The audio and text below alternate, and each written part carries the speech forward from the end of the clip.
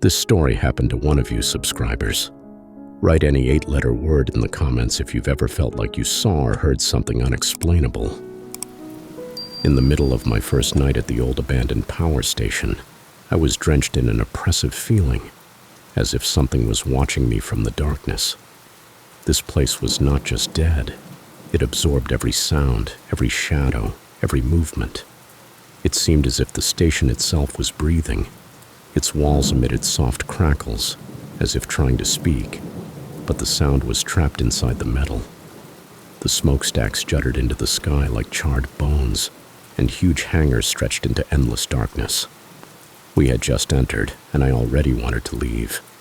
Outside, our Jeep was parked, dirty from the road and the layer of dust that had grown on its roof. Its dark silhouette looked like the last reminder of safety. Carl, the boss, kept pulling us along. "We'll check the main areas today, the rest in the morning." He spoke with such confidence, as if morning could actually come to this place. He quickly paced along the echoing concrete floor of the corridor. I didn't understand why we needed to rush, especially at night, to inspect this station. I understood that the corporation that hired us to inspect the station before buying were greedy bastards, but not to this extent. It seemed Carl wanted to escape from here as quickly as possible, as if someone was chasing him. My paranoia began to play up. I even sneakily looked back, but the corridor was empty. Martin walked alongside silently with an expression I knew all too well. He didn't speak, but his eyes scanned everything around like an animal cornered. Sometimes he looked over his shoulder, holding his gaze a little longer than usual, but he said nothing. I had known him for many years, and he was also uneasy here. Sophie looked out of place in this tomb-like silence. Her bright vest seemed to mock the gray desolation of the station. Her eyes widened as she looked at the huge turbines, rusty and motionless, as if frozen in anticipation. She quietly said, "It's like someone died here." Her voice broke the silence, but none of us responded. I had barely begun to understand what was bothering me when I heard the first sound. It was dry like a finger snap coming from behind, somewhere from the dark corridor. I turned around but saw nothing but the endless black maw of the tunnel leading to the transformer rooms. Our steps slowed. Each of us froze, listening. Only Carl, as if nothing had happened, continued forward, his silhouette dissolving in the dim light. "Did you hear that too?" Sophie whispered. I nodded, trying not to meet her eyes. When we reached the central hall, the air changed. It wasn't just the smell of coal and rust. There was something else, nauseating. The generators, of course, had long stopped, but there was something unusual about them. Martin froze, staring at them as if seeing an old enemy. "Nothing special, just an old station," Carl said, his voice as taut as a string. But he wasn't speaking to us. He was talking to himself. The warehouse was worse than I could have imagined. At first it was just the traces, a thin layer of dust on the floor, disturbed as if someone had recently passed through. The door leading further in was locked with an old chain, but someone had clearly tried to tear it off. "Don't touch that," Carl snapped. But Sophie had already stepped forward, examining the scratches on the metal. "It looks like nail scratches," she said, her voice trembling. My throat tightened. I looked at the door, at the chain, at those scratches that swirled like random lines, but at the same time created a sense of someone desperately trying to get out. Carl abruptly pushed the door open. The room beyond was bathed in the dim light of emergency lamps. The air was icy, the cold penetrating through our clothes, making our teeth chatter. The walls of the room were covered in rust, and it seemed that in some places the metal was trying to shed its dead appearance. "This is it," Carl said, his voice almost reverent. "What is it?" I asked. "What we're here for," he replied without turning to me. But it wasn't that scared me. It was the quiet scraping that I heard at that moment. Scraping coming from deep within the station, from somewhere in the darkness, as if someone was slowly dragging a metal object across the floor. Martin was the first to move back. I wanted to do the same, but my gaze was fixed on the darkness. At that moment, the emergency lamp flickered. When it lit up again, there were new tracks on the floor, tracks leading to the door, which closed behind us on its own. "Did you see that?" Sophie whispered. "No," I lied. The steps we heard as we returned to the car accompanied us all the way to the exit, but they were not our steps. The corridors were becoming narrower, the walls pressing in as if the station deliberately constricted the space around us. The light from our handheld flashlights seemed even weaker, and the air filled with a fine dust that scratched the throat with every breath. We moved in silence. Carl walked first, his steps quick but not confident. Sophie followed him, clutching her notebook to her chest. Her flashlight trembled in her hand, and the shadow of her figure flittered across the walls like a frightened animal. I walked last, constantly looking back, though I knew it wouldn't help. "There it is," Carl said, stopping at a massive door weathered by time. A heavy chain with a rusted lock that strangely looked newer than the rest of the door hung on it. Thin lines, either cracks or scratches made by something sharp, were visible on the metal surface. Sophie raised her flashlight, illuminating the sign above the door. Technical Section 4. The letters were almost erased but still legible. Her breathing became erratic. I noticed her eyes linger on the chain, as if trying to decide whether the door was protecting something from us or us from something inside. Carl stepped closer, ran his hand over the metal, and I heard the crunch of his fingers scraping the rust. "It looks unusual," he said. His voice was muffled, but I detected a note of doubt. "Feels like someone was here recently. Do you want to open it?" Sophie tried to sound calm, but her voice quivered. Carl didn't answer. He stood looking at the door as if weighing something. His hand reached for the chain but paused in midair. It was just a fraction of a second, but I saw him flinch slightly, as if he felt something. "No," he finally said, his voice sharp as if he wanted to rid himself of the word as quickly as possible. "We don't touch it. If someone decided to lock this place up, they had a reason." His words had a strange effect. Instead of relief, I felt a new wave of anxiety wash over me. We stood before a door that seemed more than just a piece of metal. It was something that was watching us, and we were not here just to inspect. I looked around. The floor was covered with a thick layer of coal dust, but near the door I noticed prints. Not clear, but still noticeable tracks that led directly to the chain. They were odd, too deep and unnaturally even, as if left not by a human but something mechanical. I crouched down to look closer but could make no sense of them. "What's this?" Sophie asked, noticing my focus. Her voice was tense. "I don't know," I honestly replied. "But they lead here." Carl abruptly straightened. "We're leaving," he declared. "There's nothing to search for here. Back to the central hall."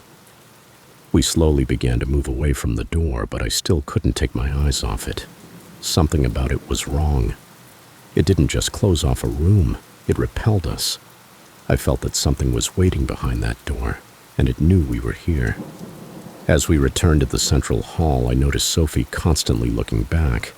Her steps were uneven, and her flashlight moved faster, as if she feared the light might go out.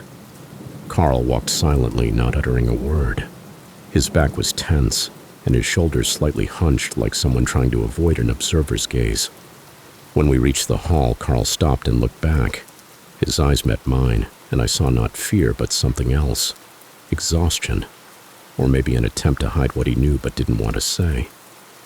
"Don't mention the section in the report," he finally said. "It doesn't matter." Sophie was about to object, but I stopped her with a look. This was not the time to argue. He returned to the table, leaving behind corridors where something perhaps still moved. But even sitting in the relative light of the central hall, I felt that Section 4 remained with us. Its door, its chain, its tracks. They were now part of us. The night enveloped the station unexpectedly, as if someone had cut the world off from light. Inside the hangar, darkness swallowed everything, leaving only an islet of dim light from a few flashlights. The air became thick, saturated with the smell of dust and rust. Every breath was laborious, as if the station itself resisted our presence. The nearest hotel, also abandoned and vacant, was about 30 kilometers away. and Carl had forbidden us from leaving the station. We settled in for the night in the central hall, an old metal table, a couple of folding chairs, and food. Our makeshift camp looked as dead as the place we were in. No one talked.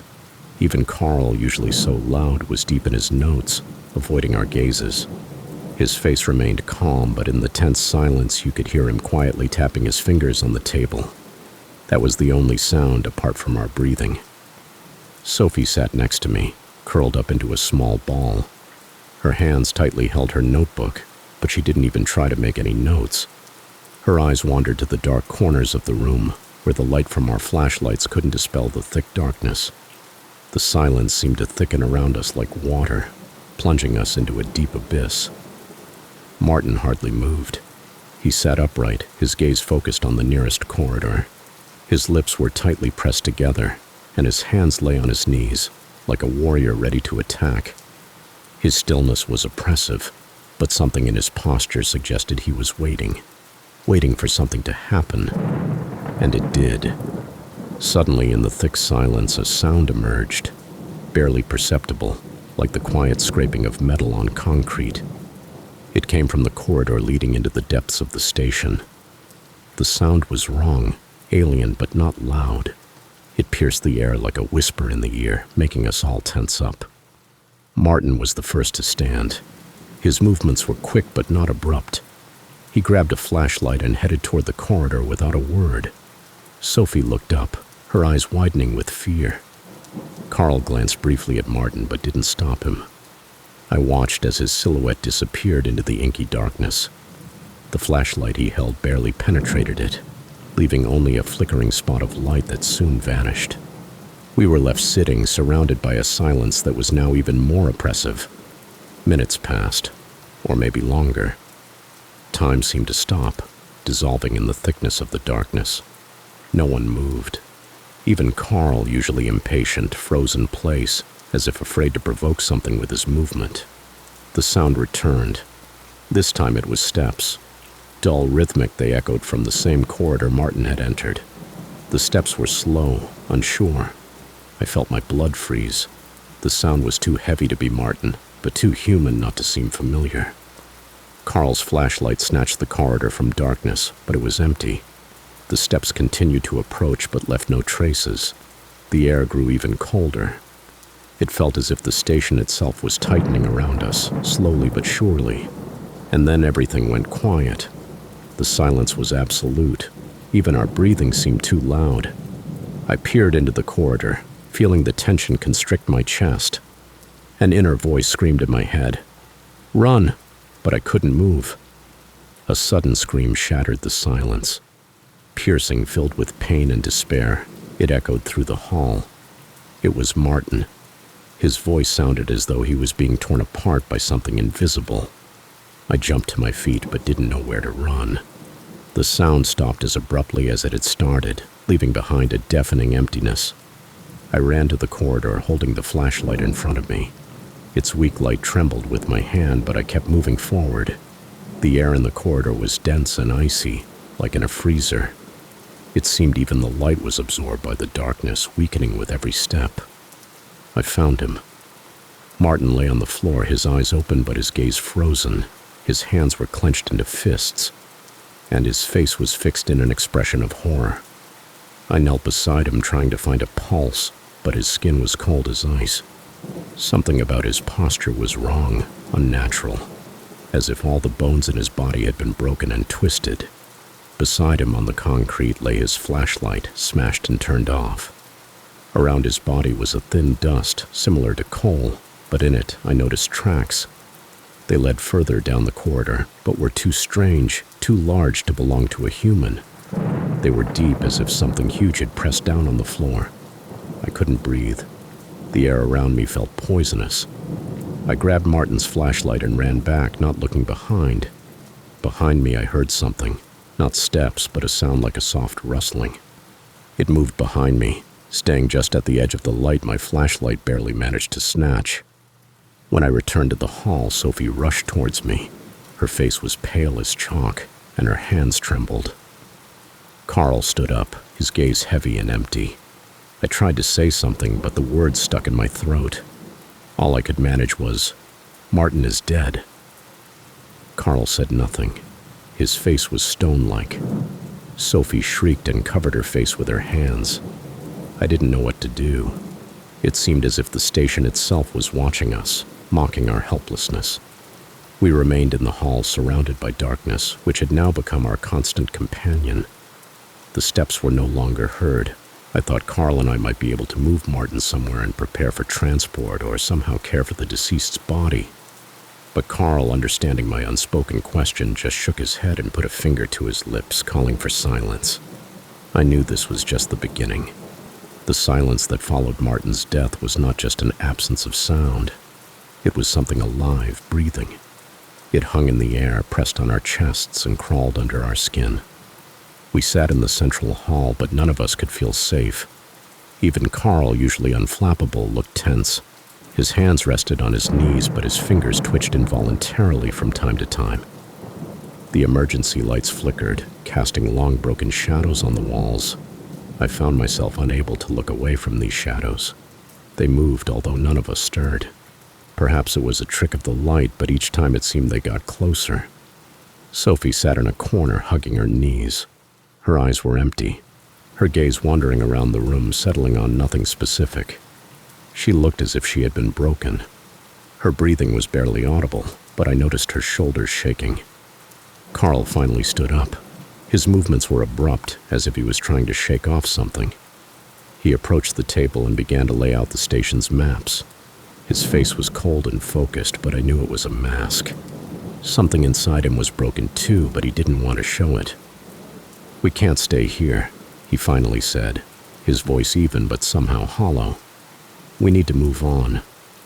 I wanted to object, to say that we should get out of here, that Martin's death was a warning, but the words stuck in my throat. I just nodded, understanding that arguing was futile. We left the central hall and headed deeper into the station. The corridors were endless, each meter looking the same. Dim lamplights, worn walls, traces of old rust. But the further we walked, the more I noticed something changing. The air became heavier, as if it had more oxygen than necessary, pressing on the lungs. Each breath was an effort, as if I was climbing a mountain. We reached a door labeled Technical Section 2. It looked old but was ajar, as if someone had passed through it before us. Carl paused in front of the door, listening to the silence. I saw his hand reach for the knife he carried on his belt. We entered. The room beyond the door was huge, almost like a hangar. The ceiling was lost in darkness, the walls covered in a thick layer of dirt and mold. In the middle stood massive metal structures, generators, long abandoned but still imposing. In the corner lay a pile of scattered tools which looked as if someone had recently tried to use them. The light from our flashlights caught strange details. On one of the generators, I noticed traces. It looked as if someone had tried to climb up it, fleeing from something. I wanted to mention this, but I didn't dare. It seemed that any word could provoke something. Carl examined the room, methodically checking every corner. His movements were quick but cautious. I noticed his eyes linger on certain details. Cracks in the floor, broken wires. Sometimes he muttered something quietly to himself, but the words were indistinct. Sophie stood next to me.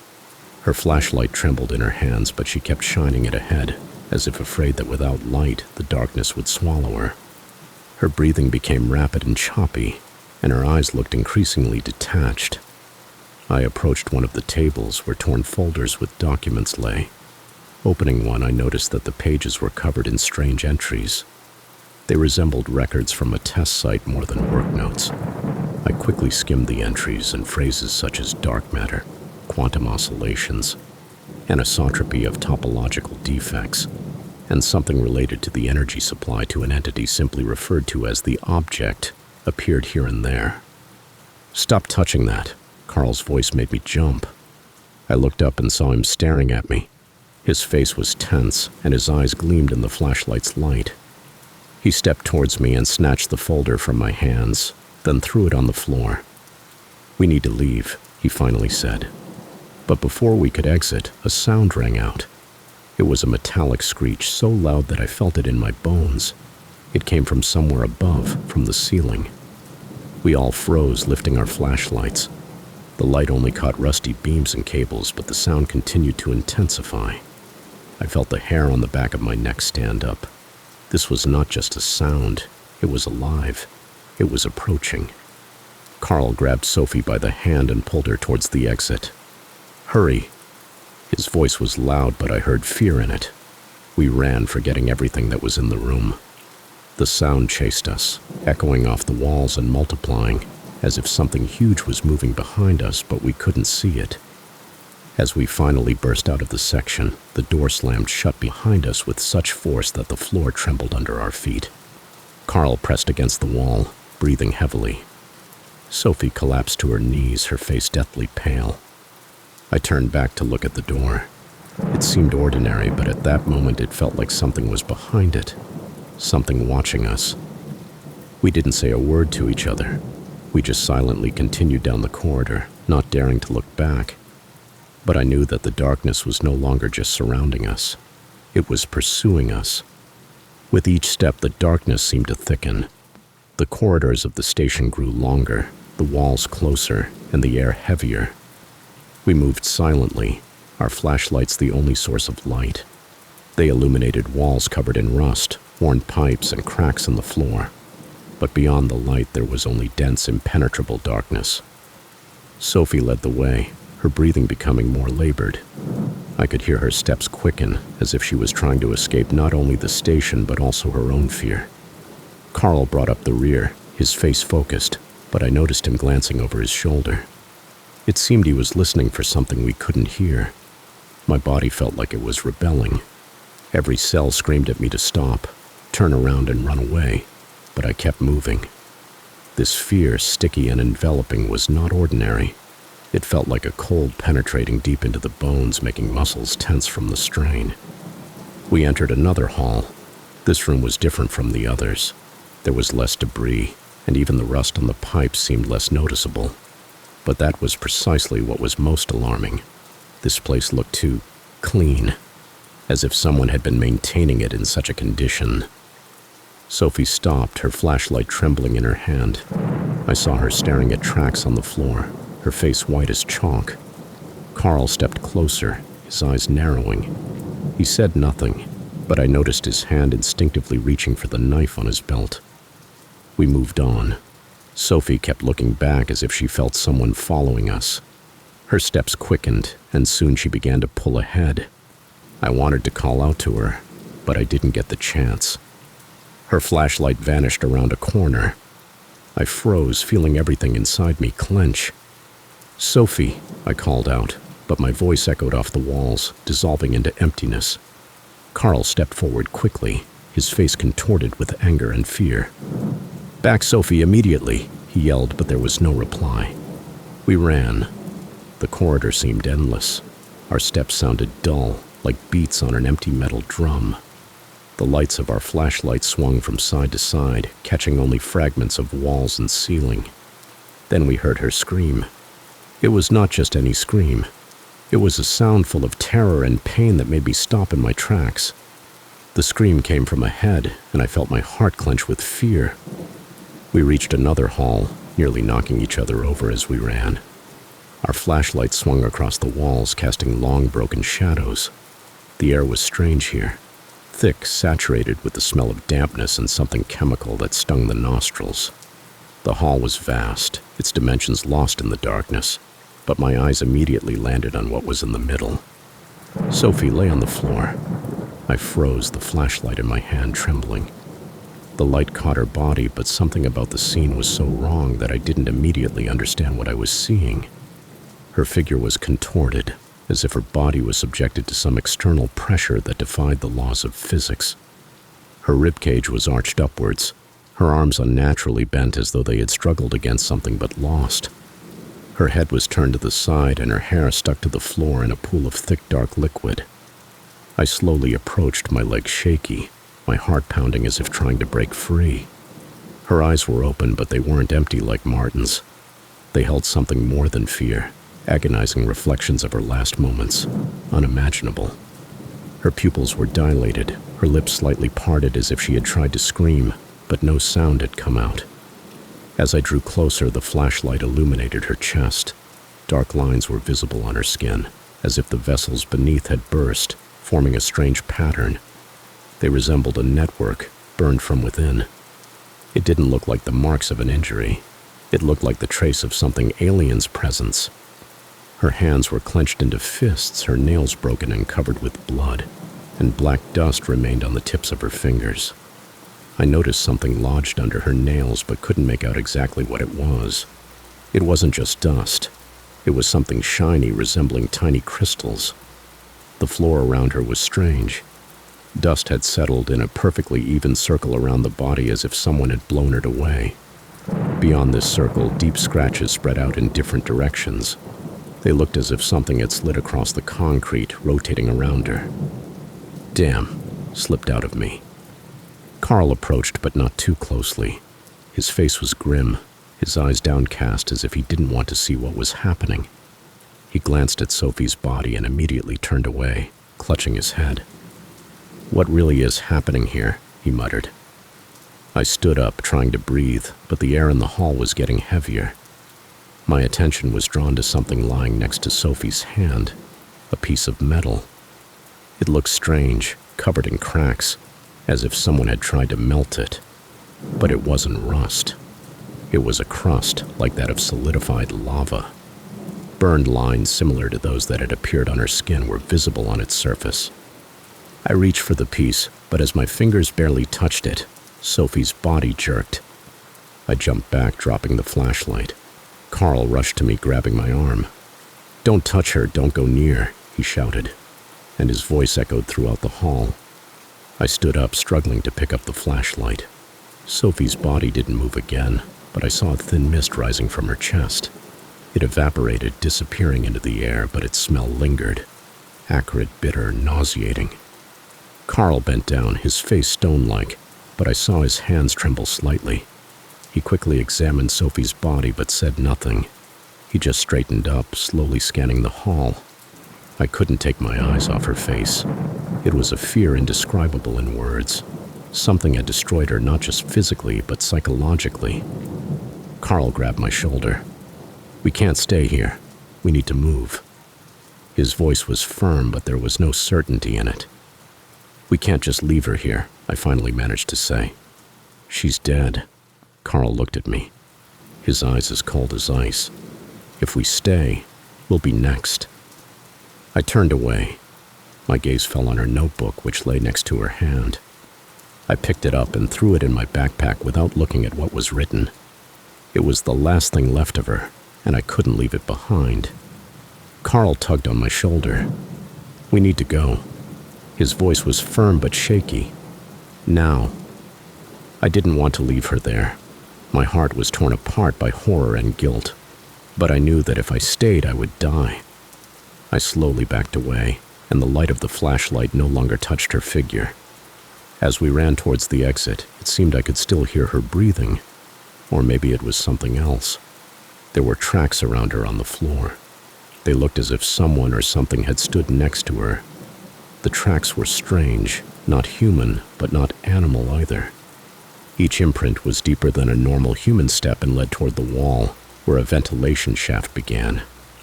We left her body in that hall. I didn't want to, but we had no other choice. We left and silence came again. But this silence was no longer empty. It followed us, breathing down our necks. The darkness in the new space seemed even denser. The light from our flashlight seemed to get lost in it. But we continued to walk, because staying put was even scarier. Carl moved forward with mechanical determination, his flashlight beam darting across the walls, paying no attention to details. His steps were quick and purposeful, as if he knew exactly where he was leading us. I felt he was hiding something important, but I didn't dare ask. The deaths of Martin and Sophie hung between us like an unspoken truth, making us strangers to each other.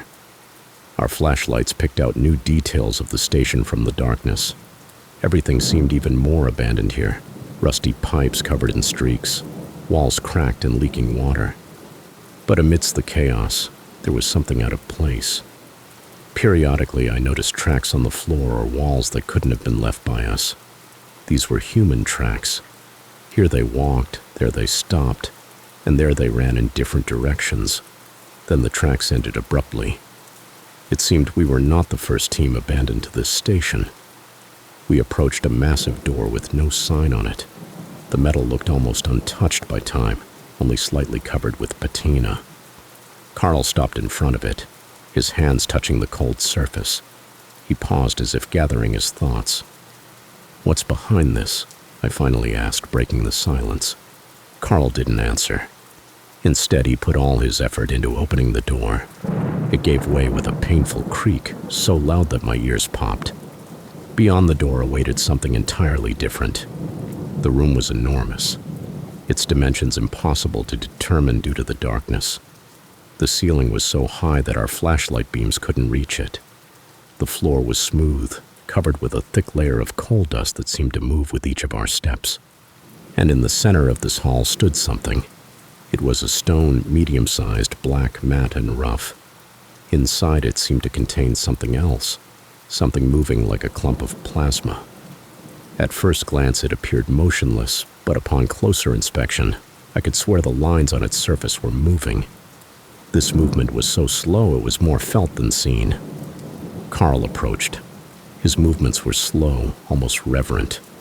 He reached out to the monolith, and at that moment, I felt the air change. A chill pierced me to the bones, causing me to inhale sharply. The flashlight in my hand flickered. "Carl, stop," I called out hoarsely, but he either didn't hear me or chose to ignore it. His fingers touched the surface of the monolith.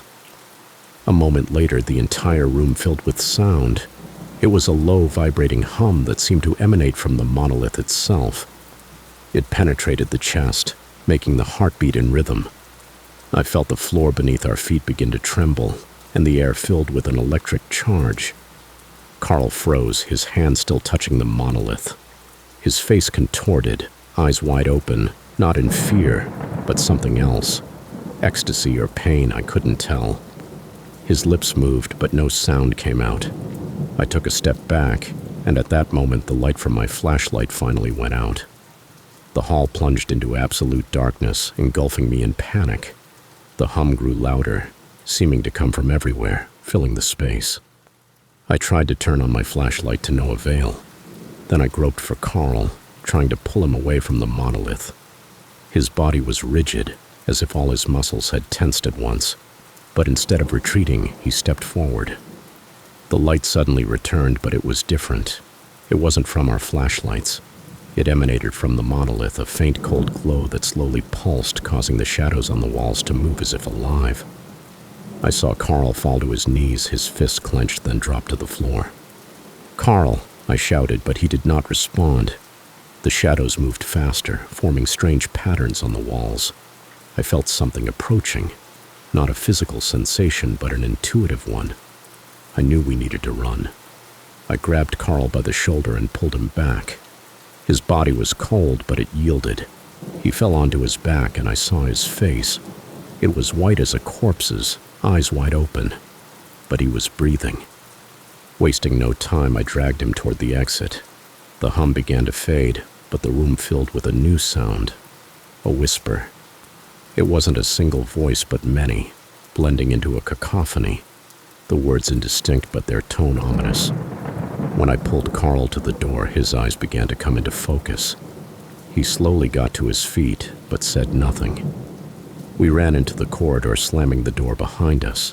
The whisper stayed inside, but I felt it still echoing in my head. Carl leaned against the wall, his breathing heavy. He looked at me, but his eyes were empty. I didn't know what he saw or what happened to him, but I knew one thing. He was not the same person who had entered the hall. "We need to go," I managed, trying to compose myself. Carl didn't respond, but followed me. The corridors again became long and endless. Although the whisper had been left behind, I knew it wouldn't let us go. We ran. Our steps echoed loudly through the metallic corridors, bouncing off the walls like the beats of a gigantic drum. The air around us became colder, and it felt as if the station itself was repelling us, compressing the space.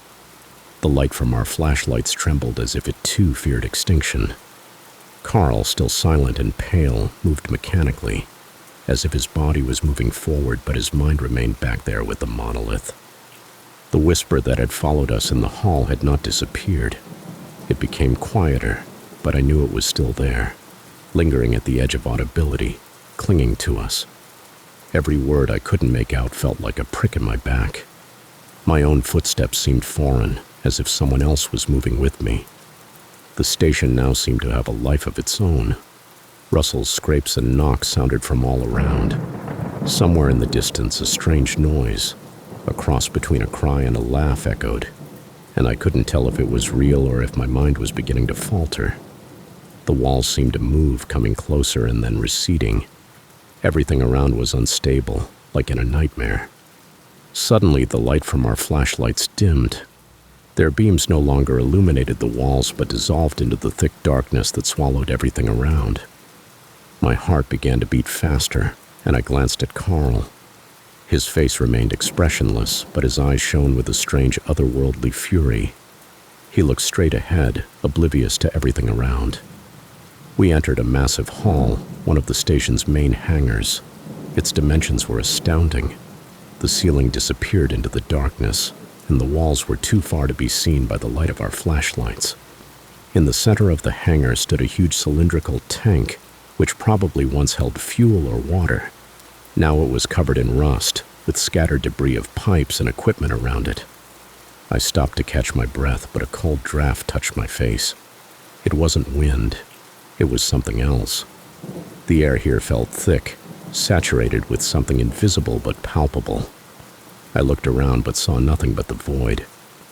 "Carl," I managed, trying to get his attention. He stopped but didn't turn around. His back was tense, his shoulders slightly trembling. "Do you hear that?" I whispered, although the answer seemed obvious. Carl remained silent.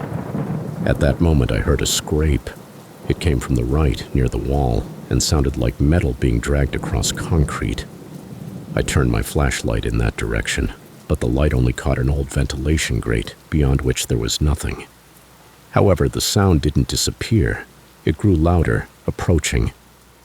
"Run!" I yelled, grabbing Carl by the shoulder. His body was cold, but he moved with my tug. We ran toward the far exit, leading to another corridor. Footsteps and scraping now seemed to come from everywhere, as if the station had come alive, wanting to keep us. The corridors became narrower, and their walls were covered with strange spots resembling mold but glowing with a faint greenish light. This light seemed alive, moving, following us like a predator. Carl suddenly stopped, his flashlight illuminating a narrow door with a sign reading "Emergency Exit." The sign was covered in a layer of dirt, but the words were still legible. Near the door lay two bodies, apparently there for several weeks. It seemed they were our predecessors, who had made the same journey as us. I rushed to the door, grabbing the handle, but it wouldn't budge. The lock looked old but not broken. I turned to Carl. "Help me," I rasped, feeling fear tighten my throat. But Carl continued to stand, staring into the darkness. The whisper returned. Now it was louder, clearer, as if voices were right behind my back. I turned around, expecting to see something, but the corridor was empty. Only the shadows moved, and I realized they no longer obeyed the light of our flashlights. Carl suddenly sprang into action, pulling a metal bar from his backpack.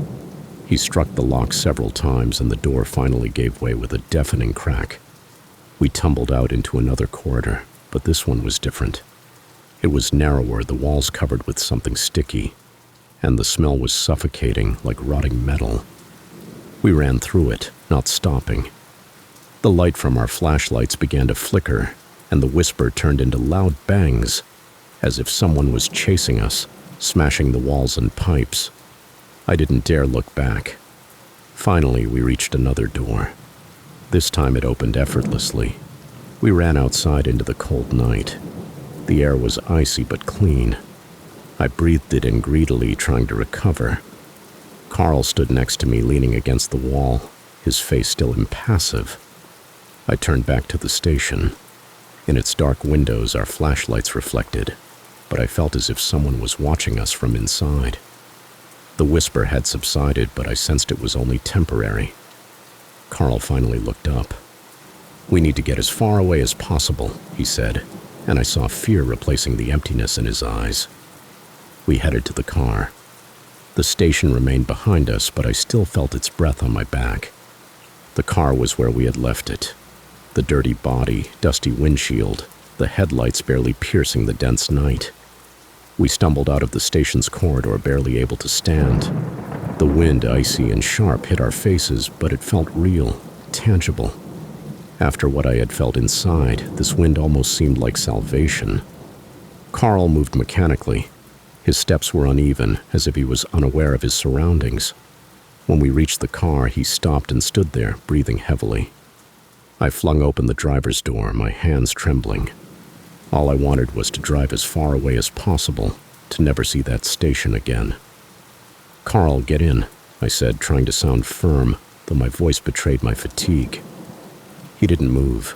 His gaze was fixed on some void. I wanted to approach him, but something inside me held back. That look. It was so alien that I felt the hairs on my neck stand on end. "Carl, damn it, get in the car," I repeated, but the words hung in the frosty air. He slowly turned his head towards me.